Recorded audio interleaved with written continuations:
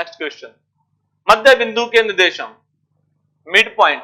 देखें अगर ये दो पॉइंट्स हैं x1, y1 और दूसरा पॉइंट है x2, y2, इन दोनों पॉइंटों का जो m अनुपात n के लिए जो आपने फॉर्मूला लिखा था पॉइंट का, वो था mx2 प्लस nx1 अपॉन में m plus n comma my2 plus ny1 upon में m प्लस n।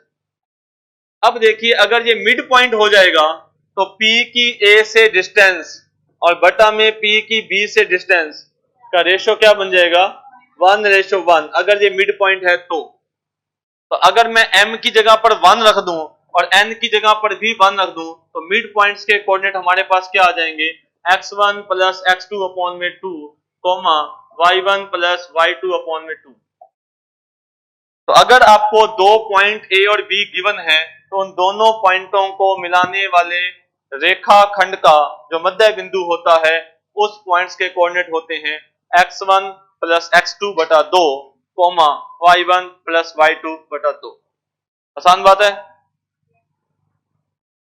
हाँ जी, त्रिभुज के शीर्ष ज्ञात करना, इसका क्या मतलब है वो देखते हैं। दो केसेस में आपको बताता हूं। पहला केस ये है, अगर मैं आपसे ये कहूं कि मुझे इन पॉइंटों के कोऑर्डिनेट पता है, त्रिभुज के शीर्ष पता है,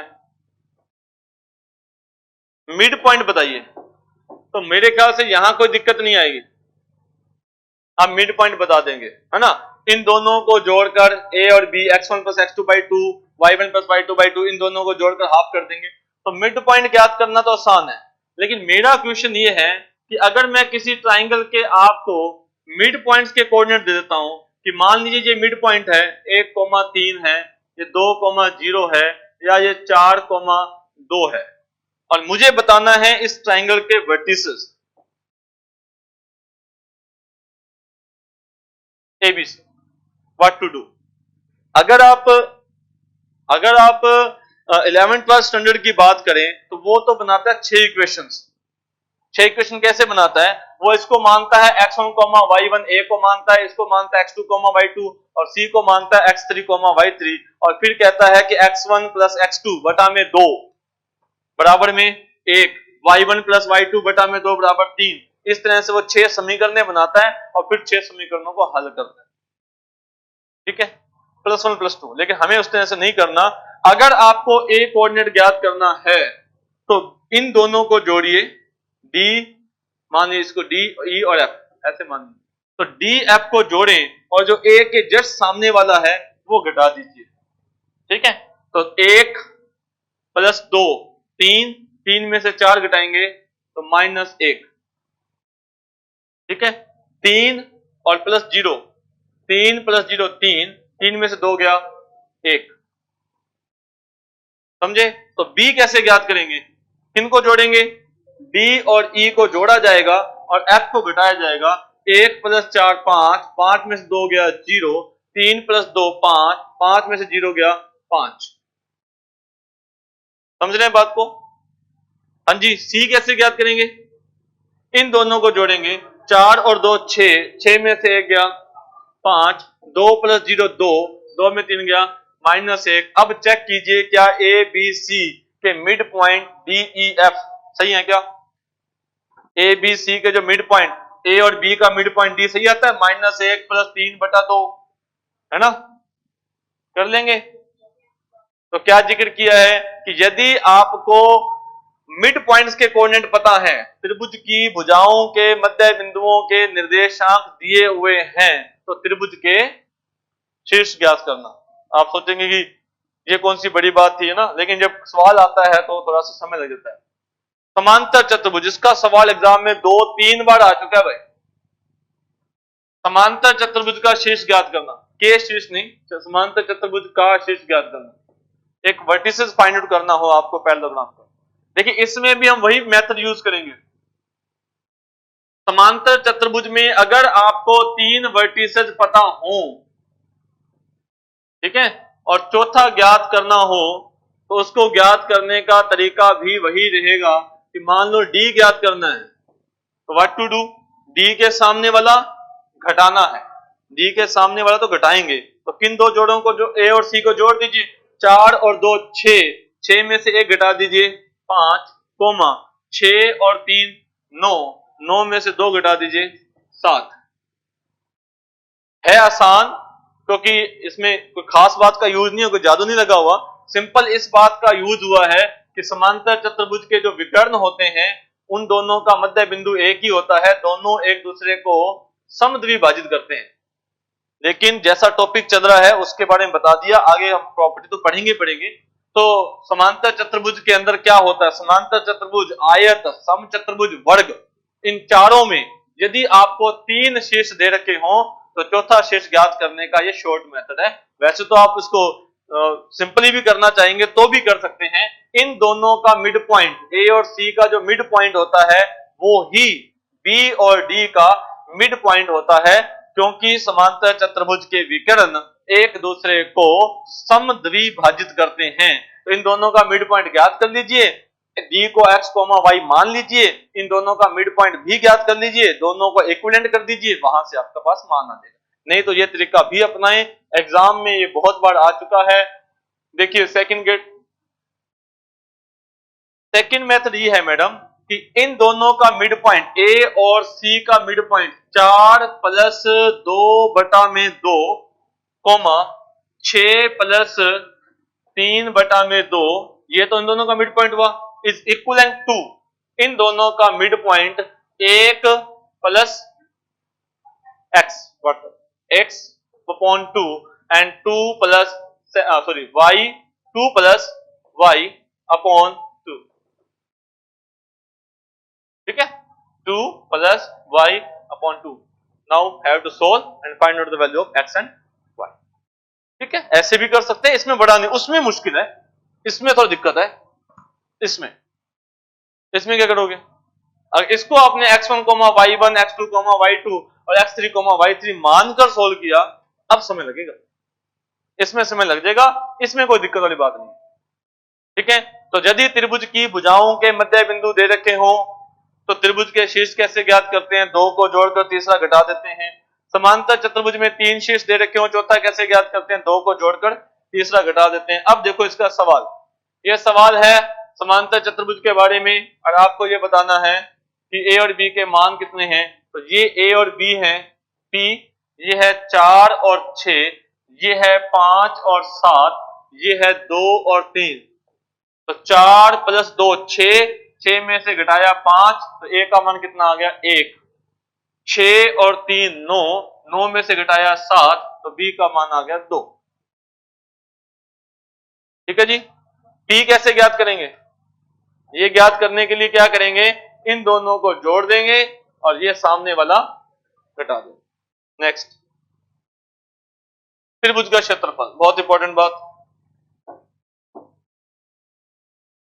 इंपॉर्टेंट।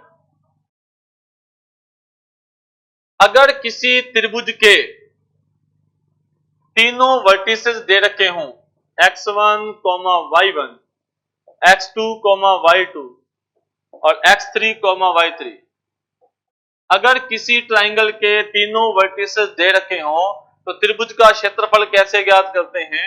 10वीं क्लास में विद्यार्थी फॉर्मूला पढ़ता है 1/2 x1 y2 minus y3 plus x2 y3 minus y1 plus x3 y1 minus y2।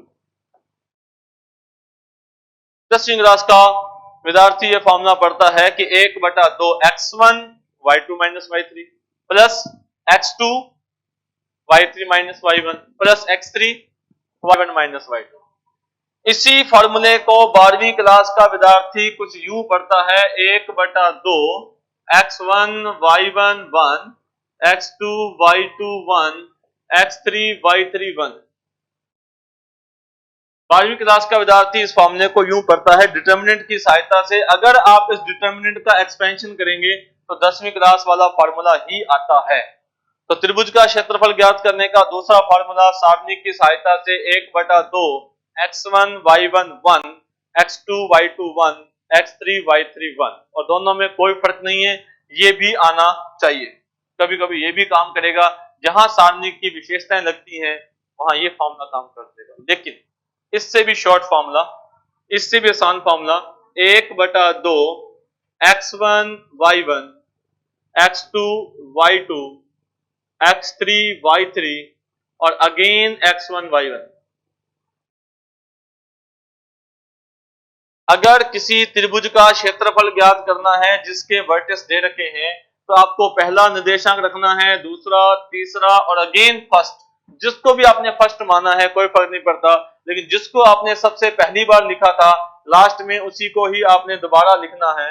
और फिर क्या करना है, 1/2 इनका गुना x1 y2 minus x2 y1, इसका गुना माइनस ये plus x2 y3 minus y2 x3, फिर plus x3 y1 minus y3 x1। मुश्किल सवाल नहीं है, जब कैलकुलेशन करोगे तो आसान सवाल है। इनका गुना करना है x1 y2 minus x2 y1, plus लगाना है इनका गुना माइनस इनका गुना, फिर प्लस लगाना है इनका गुना माइनस इनका गुना। आसान सा सवाल है जब आप सवाल करेंगे तो। ठीक है, त्रिभुज का क्षेत्रफल कैसे ज्ञात करते हैं उस पर हमने बात की। आइए सवाल पर, और एक प्रॉपर्टी भी इसमें यूज हुई है उसका भी ध्यान रखें। हमने जब हम बेसिक पढ़ते हैं तो एक प्रॉपर्टी हम पढ़ते हैं। क्या प्रॉपर्टी पढ़ते हैं कि यदि किसी त्रिभुज की तीनों भुजाओं के मध्य बिंदुओं को मिला दिया जाए तो बनने वाले त्रिभुज का क्षेत्रफल संपूर्ण त्रिभुज के क्षेत्रफल का 1/4 होता है। जानते हैं क्या?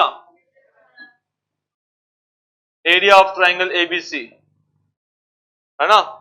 यदि किसी त्रिभुज की तीनों भुजाओं के मध्य बिंदुओं को आपस में मिला दिया जाए तो बनने वाले त्रिभुज का क्षेत्रफल संपूर्ण त्रिभुज के क्षेत्रफल का 1/4 होता है। यस।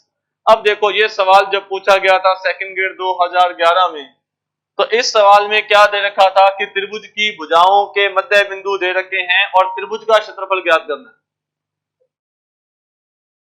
त्रिभुज की भुजाओं के मध्य बिंदु दे रखे हैं, 0 0 दे रखा है भाई, 1,2 दे रखा है और -3,4 दे रखा है, और पूछा था त्रिभुज का क्षेत्रफल बताइए। ठीक है जी, और सवाल है 2011 का। अब आप तो पढ़ चुके हैं, कैसे करेंगे? कोई ऐसा विद्यार्थी भी हो सकता था जो ये सोचे कि पहले मैं त्रिभुज के शीर्ष ज्ञात कर लेता हूं और फिर त्रिभुज का क्षेत्रफल ज्ञात कर लेता हूं। तो भाई त्रिभुज का शीर्ष ज्ञात करना ही अपने आप में एक आफत थी। x1 + x2/2 करके कोई शीर्ष ज्ञात कर रहा है तो मुश्किल काम है। फिर कोई चलो उससे सियाना है, उससे ठीक समझदार है, वो कहता है ये मुझे तो पता है कि मैं इस त्रिभुज का क्षेत्रफल ज्ञात कर देता हूं DEF वाले का, और इसके क्षेत्रफल को 4 से गुना कर दूंगा। वो उससे ठीक है जिसको इतना पता है, लेकिन वो उसका क्षेत्रफल कैसे ज्ञात कर रहा है उस पर थोड़ा समय लगेगा। हो सकता है कि वो कौन सा फॉर्मूला लगा रहा है, लेकिन हम क्या करेंगे, हम ये वाला फॉर्मूला लगाएंगे, 1/2 x1 y1 x2 y2 x3 y3 और अगेन। ठीक है, और जो भी आंसर आएगा उसका क्या कर देंगे, उसका 4 गुना कर देंगे, क्योंकि हमें पूरे त्रिभुज एबीसी का क्षेत्रफल पूछा था। तो ये कितना है, 0 - 0 0, ये कितना है 4 प्लस का 6 कितना हो जाएगा 10। ठीक है, और ये कितना है 0 0, ये कितना है 5, और इसका क्षेत्रफल 5 है, तो संपूर्ण त्रिभुज का क्षेत्रफल 20 है ना। अब डिपेंड करता है कि आपने इस क्वेश्चन को वहां कैसे सोल्व किया था। सेकंड ग्रेड 2011 की बात है।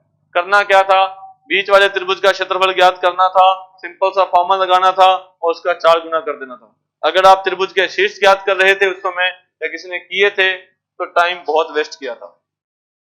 नेक्स्ट आ जाइए, स्वेकता कोलिनियरिटी। 3 बिंदु एक ही लाइन पर हैं या नहीं है, इसको चेक करने के 4 तरीके हैं। 3 बिंदु एक ही लाइन पर हैं या नहीं है, इसको चेक करने के 4 तरीके हैं, जिसमें से एक तरीका आप पढ़ चुके हैं, किन्हीं भी 2 दूरियों का योग तीसरी दूरी के समान आ जाए। ये एक तरीका है, किन्हीं भी 2 दूरियों का योग तीसरी दूरी के समान आ जाए तो वो कोलिनियर होते हैं। ये तो एक तरीका हमने पढ़ा। अब हम पढ़ रहे हैं दूसरा तरीका, और दो तरीके हमारे पास और हैं।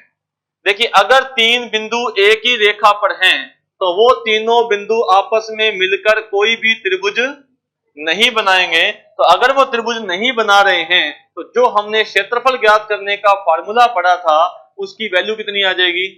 उसकी वैल्यू 0 आ जाएगी। तो आसानी से आपने इसके अंदर इक्वल टू क्या कर देना है?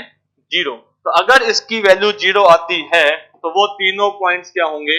कोलिनियर होंगे।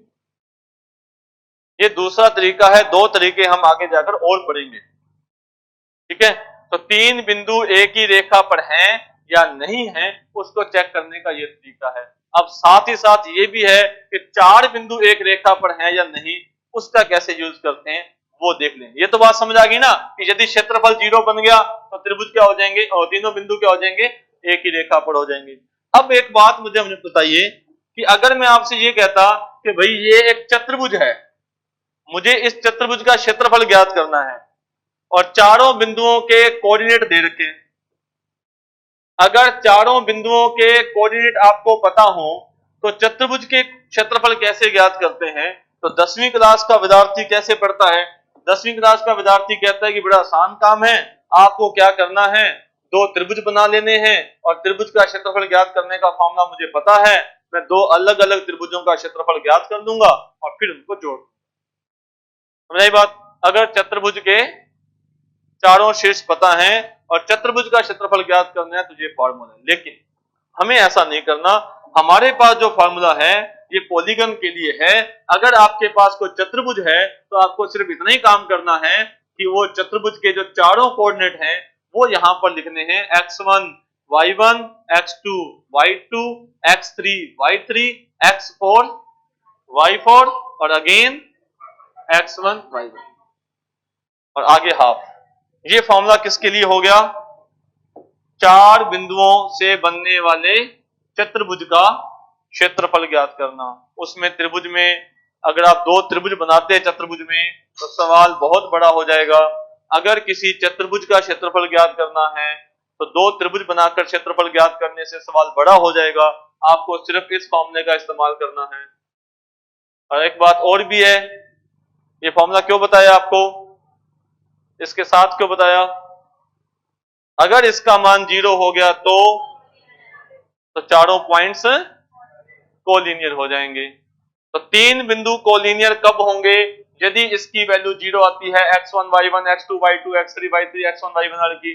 अगर इसकी वैल्यू 0 आ जाती है तो त्रिभुज नहीं बनेगा। इसकी वैल्यू 0 नहीं आती है तो 1/2 करने से त्रिभुज का क्षेत्रफल आ जाएगा। अगर इस चार वाले की वैल्यू 0 आ जाती है तो चारों बिंदु चतुर्भुज नहीं बनाएंगे, कोलिनियर हो जाएंगे। चार बिंदुओं के कोलिनियर होने का फॉर्मूला कंडीशन ये है, इसकी वैल्यू का 0 होना। और अगर ये 0 नहीं आता है तो 1/2 लगाने से क्या हो जाएगा? उन चार बिंदुओं से बनने वाले चतुर्भुज का क्षेत्रफल आ जाएगा। समझ के बाद अब उससे करना, इस दो त्रिभुज बनाकर करने से और ये करना बहुत आसान हो जाएगा और चार पॉइंट की कोलिनियरिटी की कंडीशन आसान हो जाएगी। ठीक है जी? हाँ जी, बहुत सारे सवाल हैं। सेकंड ग्रेड 2018 का सवाल है, कोलिनियर हैं तो a की पावर, तो a का मान बताइए। तो क्या करना था? ऐसे करना था, आपको कहीं से भी शुरू कर सकते हैं। -2 -5 2 -2 8a और -2 -5 इक्वल टू क्या करना था? आपको 0 करना था और a का मान ज्ञात करना था। ये दूसरा कंडीशन है। तीसरी कंडीशन, चौथी कंडीशन और है। तीन बिंदुओं के कोलिनियरिटी के लिए चार तरीके हैं। अच्छा, इक्वल टू 0 करना है मैडम, लगाते रहो आप, ये क्या दिक्कत है? इक्वल टू 0 करना है और a का मान ज्ञात करना है। It's for you homework. Next, हाँ जी, संस्कृत विभाग 2019 क्या करना था? समझ आ गया? कर लोगे? तीन बिंदु सरेखीय हैं तो इसका मान ज्ञात करना है। 1/1/a 1/b। तो क्या करना है? a0 0b 1 a0 equal to 0। You have to solve out 1/a plus 1/e।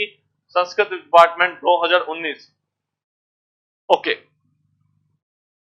ठीक है जी। नेक्स्ट,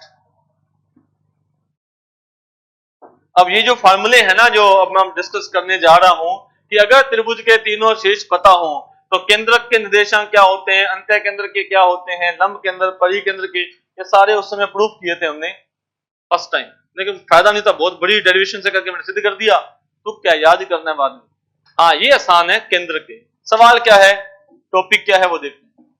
अभी हम क्या पढ़ रहे हैं, बेसिक है ना, सरल रेखा शुरू नहीं हुई है, एक एक बात बताई जाएगी, निश्चिंत होकर सुने समझें, क्लास लगातार लगाएंगे, दिक्कत नहीं आएगी, लेकिन आपका जो वर्क है वो आपको करना पड़ेगा, आपको घर जाकर उसको समझना, सवाल करना, वो काम आपका है ना। 11वीं क्लास में पढ़ा था आपने उस समय, उसके बाद भूल भाल के होंगे, कुछ यूज किया होगा भी। केंद्र के निर्देशांक कैसे ज्ञात करते थे, क्या होता था, थोड़ा सा इसमें बताया जा सकता है। वो ये है कि देखो सबसे पहले इसका मिड पॉइंट ज्ञात किया जाता है, तो मिड पॉइंट आसान है, x2 plus x3/2 y2 plus y3/2।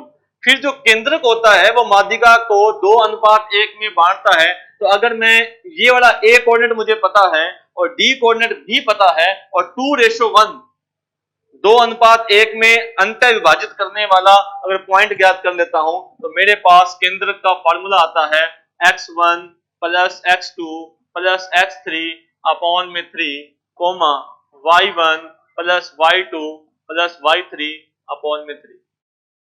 तो अगर किसी ट्राइंगल के तीनों वर्टेसेस पता हैं, तीनों निर्देशांक x1, y1, x2, y2 और x3, y3 पता है, तो उसका केंद्रक कैसे ज्ञात करते हैं, तीनों का जो x कोऑर्डिनेट है उनको जोड़ दीजिए बटा में 3, तीनों का जो y कोऑर्डिनेट है उनको जोड़ दीजिए बटा में 3। आसान फार्मूला है, सभी अच्छी तरह से परिचित हैं। हाँ, गुरुत्व केंद्र भी कई बार कह देते हैं, केंद्रक या गुरुत्व केंद्र कभी कभी, वैसे सेंट्रोइड। ओके, क्लियर बात, आसान फॉर्मूला था। इस पर भी सवाल आ चुका है सेकंड ग्रेड 2018 में, आपको केंद्रक दे रखा है और 2 वर्टेसेस दे रखे हैं, तीसरा आपको ज्ञात करना है, तो मुश्किल कर लोगे ना, कोई बड़ी बात नहीं है। तीसरा वर्टेस x, y मान लीजिए, आसानी से क्वेश्चन सोल्व हो जाएगा। बड़ी जल्दी चला गया, हाँ जी ये लो क्वेश्चन नंबर 24 सेकंड ग्रेड 2018, सही है ना। ई बुक जो आप तो चलो सामने पढ़ रहे हैं, जो ऑनलाइन देख रहे हैं उनके लिए भी ई बुक है, ई बुक आप भी कभी देखोगे, ई बुक के अंदर सारे क्वेश्चंस हैं, पीछे जो एग्जाम्स वाले क्वेश्चन है आरपीएससी वाले, टीजीटी पीजीटी वाले, तो उसमें क्वेश्चन संख्या ये 24 है, ठीक है जी, कर लेंगे। हाँ जी, नेक्स्ट है इन सेंटर, अंत्य केंद्र के निर्देशांक कैसे ज्ञात करते हैं वो देखते हैं। अंत्य केंद्र क्या होता है, उसके निर्देशांक कैसे ज्ञात करते हैं, भाई अंत्य केंद्र क्या होता है वो देखते हैं। अगर मैं त्रिभुज के तीनों कोणों का समद्वि भाजन करता हूं, इस कोण का इंटरनल सेक्शन एंगल बाइसेक्टर अर्धक है ना, अर्धक कर देता हूं, इस एंगल का भी और इस एंगल का भी। त्रिभुज के तीनों कोणों के समद्वि भाजक एंगल बाइसेक्टर जिस बिंदु पर मिलते हैं उसे त्रिभुज का क्या कहते हैं, अंत्य केंद्र कहते हैं। त्रिभुज के तीनों कोणों के समद्वि भाजक एंगल बाइसेक्टर, ये तो इसकी डेफिनेशन है, प्रॉपर्टीज हम बाद में कभी डिस्कस करते हैं, बहुत सारी प्रॉपर्टीज हैं। अगर आपको किसी ट्रायंगल की तीनों साइड्स, तीनों वर्टिसेस पता है, x1, y1, x2, y2 और x2, x3, y3, और आपको ज्ञात करना है उसका इन सेंटर क्या होगा, तो एक बात आपको पहले ज्ञात करनी पड़ेगी, वो है इनकी साइड्स, भुजाओं की लंबाइयां ज्ञात करनी पड़ेंगी। ए के सामने वाली जो भुजा है BC, जिसे हम क्या कहते हैं, छोटा a, B के सामने वाली भुजा जो है AC, इसकी लंबाई को क्या कह देते हैं, B, और C के सामने वाली भुजा की लंबाई को C। इसमें भुजाओं की लंबाइयां भी ज्ञात करनी पड़ती हैं, और भुजाओं की लंबाइयां ज्ञात करने के बाद इन सेंटर का फॉर्मूला क्या होता है, ax1 plus bx2 plus cx3 upon में a plus b plus c comma ay1 plus by2 plus cy3 upon में a plus b plus c। अंत्य केंद्र ज्ञात करने का फॉर्मूला सुना है, याद आया कि नहीं याद आया, ठीक है जी। तो चल गया मुझे कितना याद आया आपको। खुले मटके फिरते हैं ना। अंतः के अंदर ज्ञात करने का formula ax1 plus bx2 plus cx3 upon में a plus b plus c, ay1 plus by2 plus cy3 upon में a plus b plus c। अब इसमें दिक्कत यह है कि तीनों पॉइंट्स के कोऑर्डिनेट के साथ साथ हमें डिस्टेंस भी ज्ञात करनी पड़ेगी, 3 दूरियां ज्ञात करनी पड़ेगी यदि आपको अंतः के अंदर के निर्देशांक ज्ञात करने हैं तो।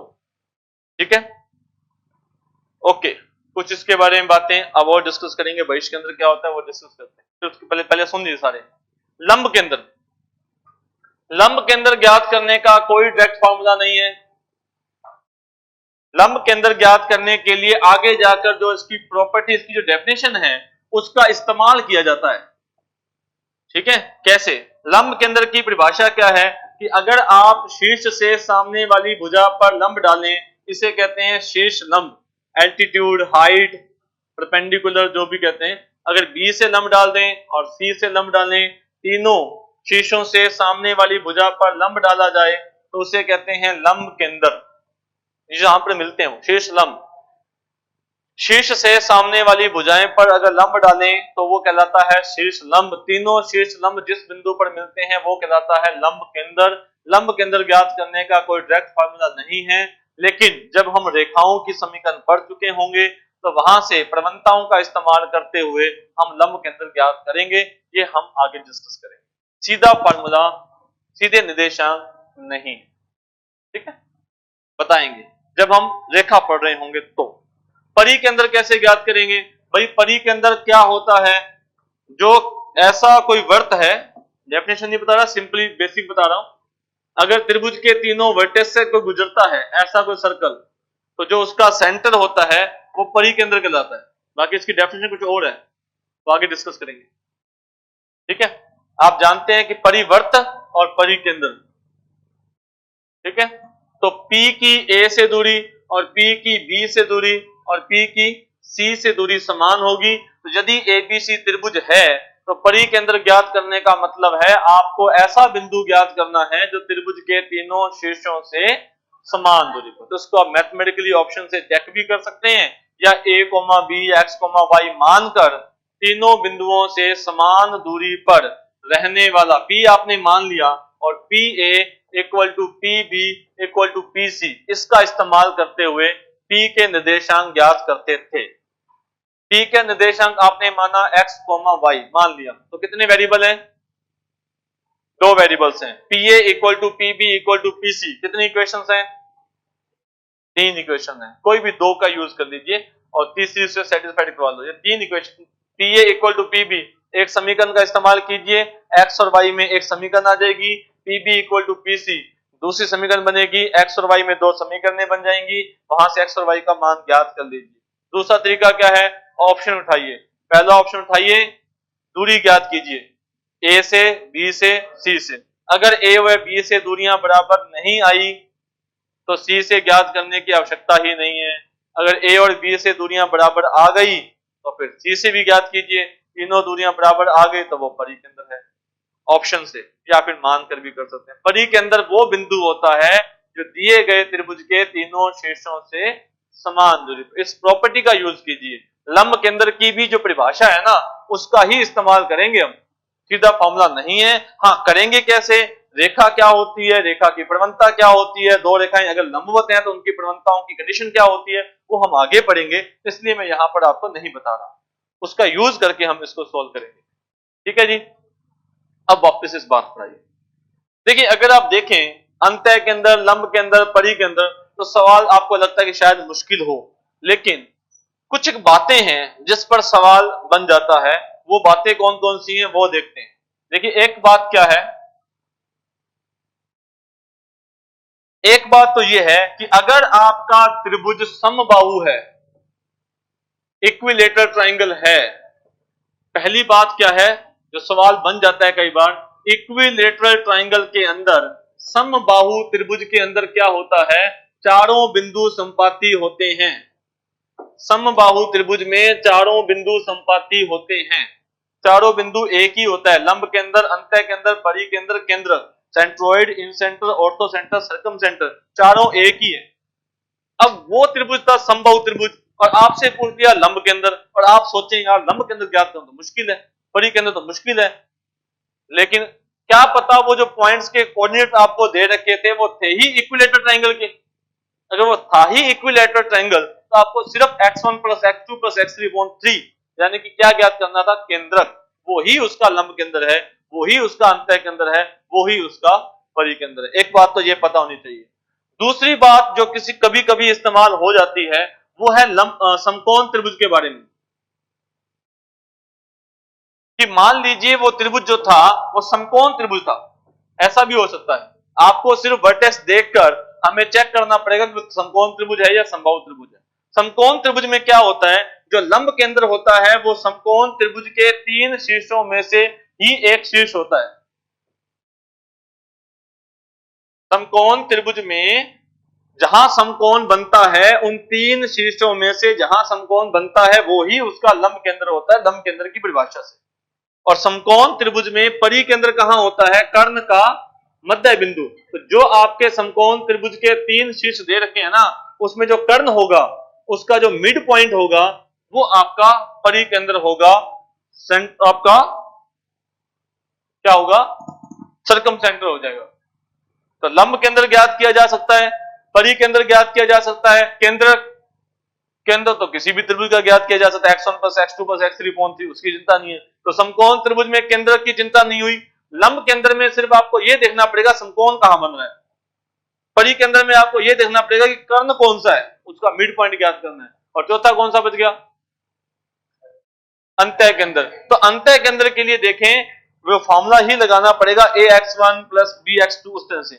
लेकिन बहुत बार सवाल ऐसे भी हो जाता है कि आपको कुछ इस तरह से दिया होता है, ये बहुत बेसिक सवाल है, 0 0 3 0 0 4, तो लंबाइयां 3 4 5, ये कितनी लंबाई है अभी, ये 3 है, ये कितनी है जी 4 है, ये कितनी है जी 5 है। अब आप अंतः केंद्र भी ज्ञात कर सकते हैं, मुश्किल नहीं है, बहुत लेंथी नहीं है। अदरवाइज नहीं पूछेगा आपसे, भाई एक बात है, पूछेगा तो सवाल लेंथी है कि 3 वर्टिसेस एनी ट्राइंगल, तो क्या करो भैया 3 लंबाइयां ज्ञात करो ए बी सी, फिर फॉर्मूला बनेगा अंतः केंद्र का ax1 प्लस bx2 वो बनेगा। लेकिन समकोण त्रिभुज में, समबाहु त्रिभुज में इजी होता है। समबाहु त्रिभुज में चारों सेम होते हैं, समकोण त्रिभुज में आपको पहला पहचान करना है कि वो समकोण त्रिभुज है, फिर लंब केंद्र भी फिक्स होता है, अंतः केंद्र भी आसानी से ज्ञात किया जा सकता है, परिकेंद्र भी ज्ञात किया जा सकता है। इतना मुश्किल सवाल नहीं है, केंद्र तो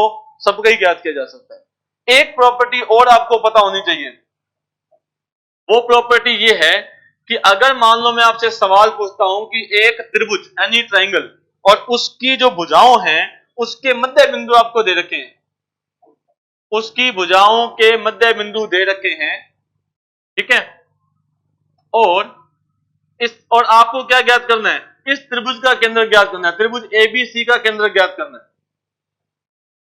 और दे क्या रखा है, मध्य बिंदुओं के निर्देशांक। तो भाई त्रिभुज की तीनों भुजाओं के मध्य बिंदुओं को मिलाने से बनने वाले त्रिभुज का केंद्रक और बड़े त्रिभुज का केंद्रक एक ही होता है, सेम ही होता है। आप डायरेक्टली यहां से भी केंद्र ज्ञात कर सकते हैं। जो ये वाला केंद्रक है जो आपको बड़े छोटे त्रिभुज का केंद्रक लग रहा है, ये ही बड़े त्रिभुज का केंद्रक है। बड़े त्रिभुज एबीसी का केंद्रक और छोटे त्रिभुज डीईएफ का केंद्रक एक ही होता है। तो आप डायरेक्टली भी ज्ञात कर सकते हैं बिना वर्टेक्स ज्ञात किए। लेकिन अगर कोई वर्टेक्स ज्ञात करने लग भी गया एबीसी, और जिसने ये क्लास लगा रखी है उसको तो इतनी दिक्कत आएगी भी नहीं एबीसी ज्ञात करने।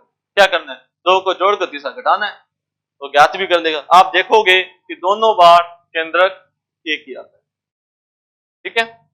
तो जब भी केंद्रक की जिक्र होता है फिर तो त्रिभुज कोई सा भी हो, लेकिन अगर लंब केंद्र, अंतः केंद्र, परिकेंद्र का जिक्र हो रहा है तो फिर थोड़ा सा इस बात का ध्यान रखें कि क्या वो त्रिभुज समबाहु तो नहीं है, क्या वो त्रिभुज समकोण तो नहीं है।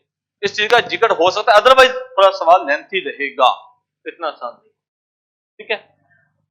एक बहिष केंद्र होता है, कभी देखेंगे वैसे यूज नहीं होता, बिंदुपथ। तो बिंदुपथ ना करवा के तो बहिष केंद्र करवा दें हैं? बस पर तो बात मत करो, ऐसे नहीं करते थे।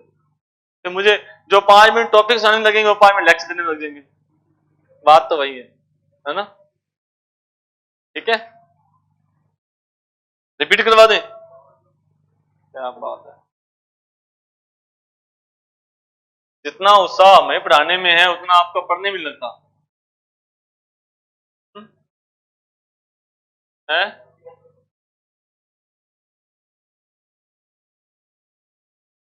क्या चीज है? अच्छा,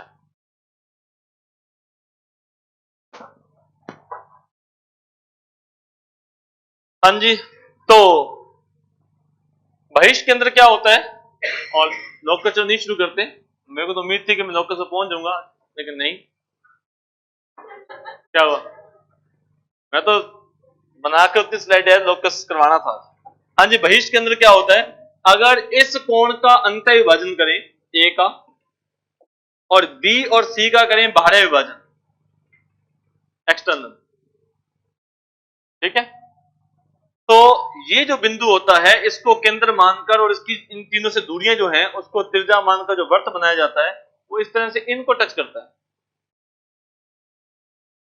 किसको? एक तो इस साइड को बीसी को, और एक इनको।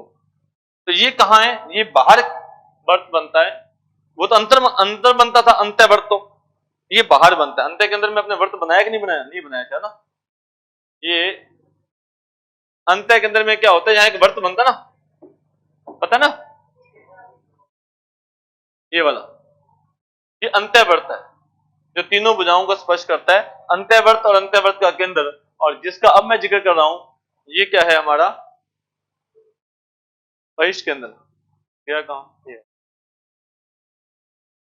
ठीक है, इसे कहते हैं बहिष्ठ केंद्र। और अगर इसके कोऑर्डिनेट ज्ञात करने होते हैं, ए के सामने वाला अगर बहिष्ठ केंद्र ज्ञात करना है, तो सिर्फ इतना फर्क है कि जो आपने फॉर्मूला लिखा था वहां ए वाले के साथ माइनस आता है। बिल्कुल 3 होते हैं जी। मैंने पूछा ए के सामने वाला अगर ज्ञात करना है तो फिर जो ए के साथ क्या आता है? माइनस आता है। I1 एज इट इज अगर हम डेफिनेशन यूज करें और b का आधा करें अंदर वाला, b का अंदर वाला और a और c के बाहर वाला, तो कहां बनेगा?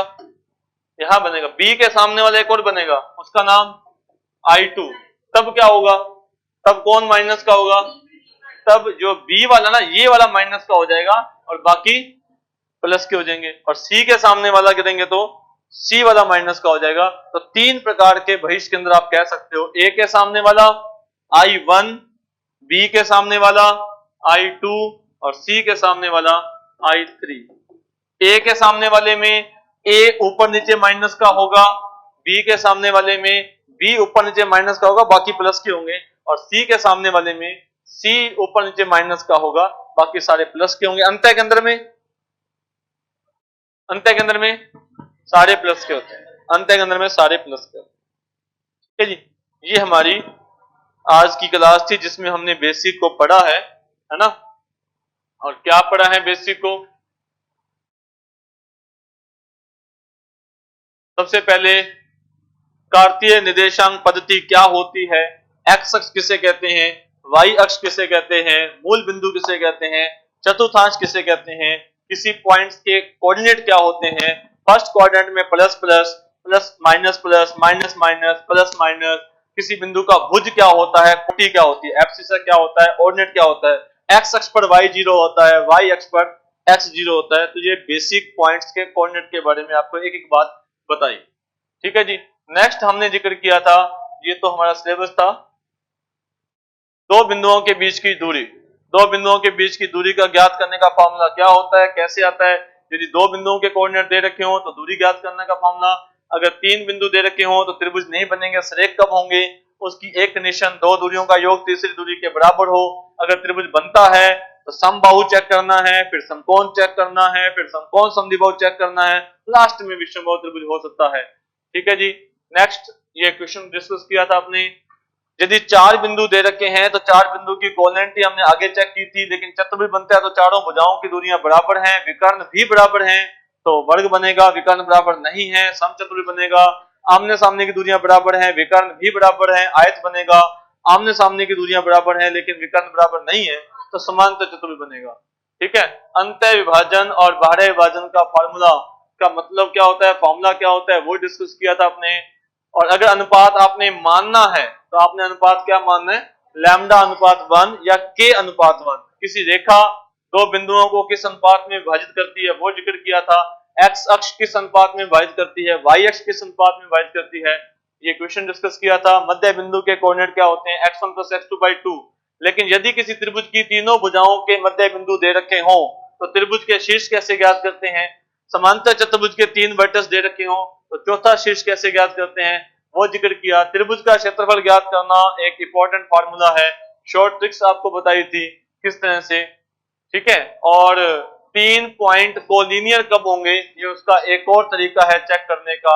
4 बिंदुओं से मिलकर अगर कोई चतुर्भुज बनता है तो उस चतुर्भुज का क्षेत्रफल ज्ञात करने का फार्मूला क्या है वो डिस्कस किया था। अगर ये 0 आ जाता है तो वो चारों पॉइंट्स क्या होंगे, सरेखीय हो जाएंगे, कोलिनियर हो जाएंगे, उस पर सवाल डिस्कस किए थे। फिर केंद्रक क्या होता है, निर्देशांक कैसे ज्ञात करते हैं, अंतः केंद्र क्या होता है, निर्देशांक कैसे ज्ञात करते हैं, लंब केंद्र क्या होता है, परिकेंद्र क्या होता है और उनके निर्देशांक किस प्रकार से ज्ञात किए जाते हैं, और लास्ट में हमने डिस्कस किया था बहिष्ठ केंद्र क्या होता है, उसके निर्देशांक क्या होते हैं। ठीक है, आज की क्लास में इतना ही, धन्यवाद, नेक्स्ट क्लास में, थैंक यू।